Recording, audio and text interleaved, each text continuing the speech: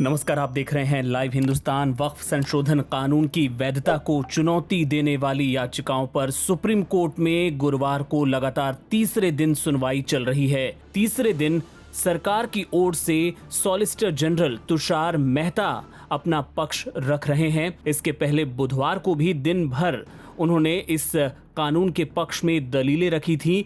यहां तक कहा था कि वक्फ एक इस्लामी अवधारणा है, इस पर कोई विवाद नहीं है, लेकिन वक्फ इस्लाम का अनिवार्य हिस्सा नहीं है। उन्होंने इस बात पर जोर दिया था कि इस कानून को लेके जितनी भी तरह की जो आशंकाएं जाहिर की जा रही हैं वो दरअसल मुसलमानों को भ्रमित करने के लिए है, और जो याचिकाकर्ता सुप्रीम कोर्ट में आए हैं दरअसल वो सभी मुसलमानों का प्रतिनिधित्व नहीं करते हैं। तीसरे दिन गुरुवार को चीफ जस्टिस बी.आर. गवई और जस्टिस ए.जी. मसीह की पीठ के सामने इस मामले पर बहस को आगे बढ़ाते हुए सॉलिसिटर जनरल तुषार मेहता ने जो गैर मुसलमान होते हैं उनकी तरफ से वक्फ किए जाने का जो मुद्दा था उसे पूरा जोर देकर अपनी बात रखी। उन्होंने कहा कि 1923 से 2013 तक कोई भी मुस्लिम वक्फ बना सकता था। 2013 में कोई भी मुस्लिम हटा दिया गया और कोई भी व्यक्ति डाल दिया गया, यानी मुस्लिम उसमें से जो क्लॉज था वो हटा दिया गया। इस पर न्यायाधीश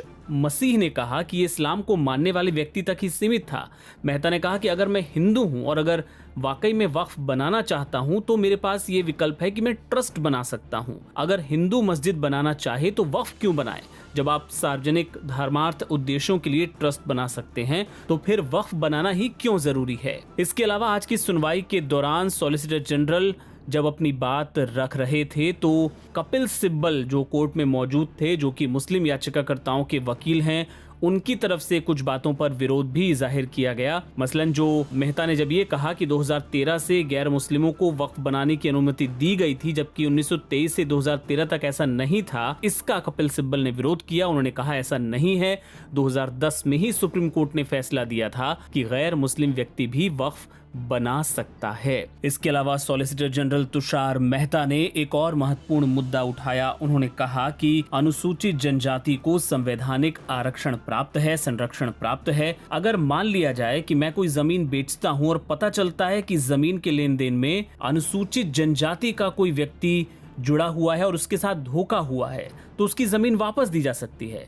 लेकिन वक्फ कहता है कि दान दी गई जमीन को वापस नहीं लिया जा सकता। उन्होंने कहा कि अनुसूचित क्षेत्रों में एसटी समुदाय के कई लोग ऐसे हैं जो इस्लाम का उस तरह से पालन नहीं करते जैसा बाकी जगहों पर होता है, क्योंकि उनकी एक अलग सांस्कृतिक पहचान है। इस बात पर जस्टिस मसीह ने उन्हें टोका। उन्होंने कहा कि आप ऐसा कैसे कह सकते हैं, क्योंकि इस्लाम का जो धर्म है वो हर जगह एक जैसा ही रहता है।